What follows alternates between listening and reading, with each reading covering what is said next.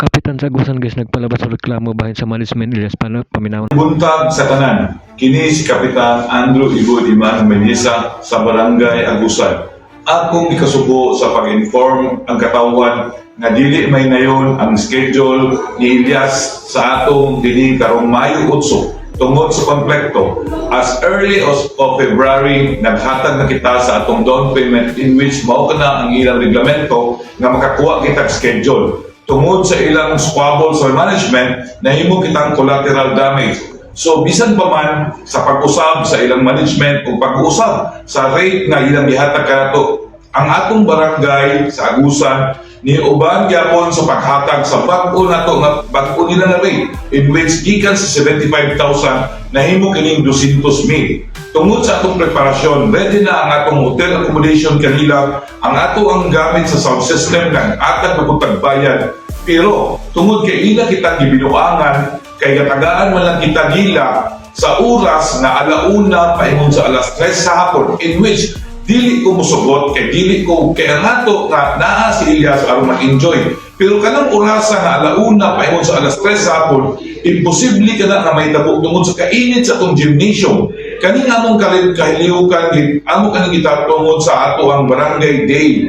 So nalipay unta ang katawan sa dakbayan sa Gayoro sa silingan ng mga barangay. Tungod kay nata mapadala na to sila dito. Unfortunately, atong ikasubo nga walay klaro ang ilang management kay nahatag na as early as February ang ato gipasa na nila sa bag-o nga management, gi-oblige na lang kita sa paghatag sa bag-o nga talent pay ni Ilyas nga which is 200,000 gikan sa 75,000 paingon sa 200,000. Ready na tanan ang all is set. Tanan na gyud nahatagan nato og prioridad ang ilang pag-abot, ang ilang hotel accommodation, ang sound system nga atong gagamiton. Pero ikasubok na ako nga dili na to kay tungod sa ilang mismanagement. Kay nganong mang tagaan ng tagila o oras alauna paingon sa alas 3, nibayad man ta sa husto nilang nisingil.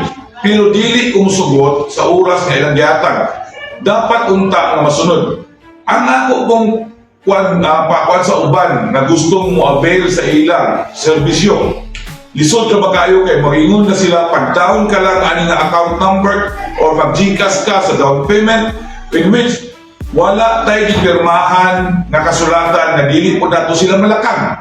Kani siya usasan sa pan nga walay nada, bias kayo nga transaksyon. Kay dili mo nato sila para sa karon kung if ever nakapirma lang ko sila sa papilis, pwede unta na ko silang kasuhan. Unfortunately, sa ang among gidown payment nga katong una-una nga 20,000 ambot kung maabot. Wala na ko magandom niya na kung kwan kay dili man na kinahanglan nato. Ang importante man unta nga kinahanglan nato ang ilang serbisyo. Mao man galing ni sugot gyapon kita. Bisan gikan sa 75,000 paingon sa 200,000 para lang na makuha nato ang ilang serbisyo. Pero ila kitang gibinuangan. Hagas tagila, tagaan sa oras na alauna, paingon sa alas 3 sa hapon. Kay muadto pa daw sila sa Kamigin. Kay naapay ilang gig dito. Supposedly, pitsa 7 man unta ang ilang schedule. So nanginaot ko sa tanan nga maghatag o panahon para sa ila. Wala man ko nasuko kong Ilyas. Nasuko lang ko sa mess management. Kay nga man, nga dili man nausab man ang among oras, nausab ang among adlaw. So kung tagaan magaling kami nila sa alauna pa yung sa stress in which dili pwede ka magsakripisyo po ang mga katawan nga mananaw niya na tungod sa kainit. So suble no, ang akong panawagan sa gustong mo hire sa ila kung pwede magpirma gid mo papeles before anything else. Kaya dili na gid niya, dili lang kani ang naitabo sa ako nga nag-cancel. Na ako'y nakita sa Facebook nga kapitan nga nag-cancel gyapon. Pero sa amo dili kani mao ang atong rason nganong nag-cancela kita. Ready na ang atong bayad kanila.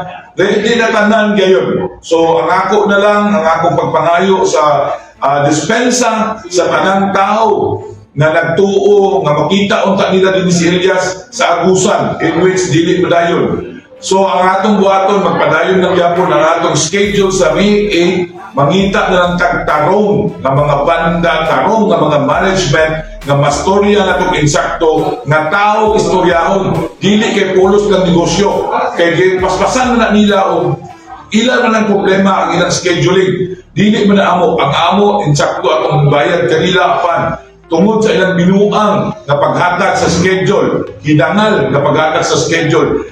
Inarong nga itong pag-approach kanila. In fact, kapila ko manawag kag Ma'am Beverly labad-labad. Wagin bisag usa na lang ka-text nga gibalos kanako. Ang katora si Doris ang iyang nag-ingon na mo lagi tagaan ta nila kay tungod kay mohabol pa sila sa schedule nila sa Camiguin na dapat unta sa 7 ang ato din sa Barangay Agusan pizza 8. Sobre ang akong pagpangayo og dispensa sa tanan nga katawhan na dili madayon si Elias dinhi sa Agusan. Daghang salamat o good luck Elias TV.